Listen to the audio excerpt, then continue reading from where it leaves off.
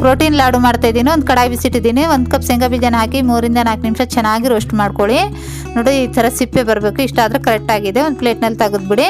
ನಂತರ ಒಂದು 2 ರಿಂದ 3 ಟೇಬಲ್ ಸ್ಪೂನಷ್ಟು ಎಳ್ಳನ್ನ ಹಾಕಿ ಇದು ಕೂಡ 1 ರಿಂದ 2 ನಿಮಿಷ ಚೆನ್ನಾಗಿ ರೋಸ್ಟ್ ಮಾಡ್ಕೊಳ್ಳಿ.